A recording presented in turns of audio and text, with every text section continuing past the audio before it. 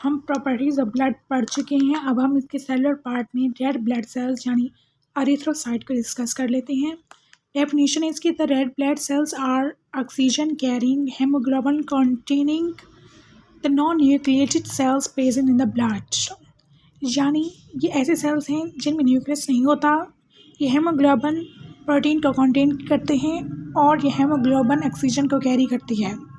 इसका count mails में 5.4 million CUMM and in the females 4.7 million and in infants the 6.0। It means कि mails में red blood sales female की निस्बत ज़्यादा होंगे और इन्फेंट्स में सबसे ज़्यादा होंगे। इसका और इसका डिफरेंस है 0.7 का। तो हम कह सकते हैं कि मेल्स में रेड ब्लड सेल्स 0.7 मिलियन ज़्यादा होंगे। अब हम देखते हैं composition of red blood sales.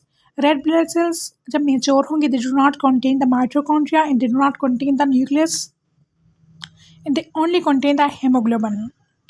Red blood sales की कंपोजिशन में दो चीज़ें आती हैं, एक है वाटर और दूसरा solids and semi solids. Water इसमें 65% होगा और सॉलिड्स और सेमी सॉलिड्स 35% होंगी। इन 35% सॉलिड्स और सेमी सॉलिड्स में 33% सॉलिड जो होगी वो हेमोग्लोबिन होगी और 2% ऑर्गेनिक और इनऑर्गेनिक सब्सटेंसेस होंगे। ऑर्गेनिक और इनऑर्गेनिक सब्सटेंसेस लाइक हेमोग्लोबिन के अलावा और प्रोटीन्स होंगी और इनऑर्गेनिक चीज़ों में आएंगी यूरिया,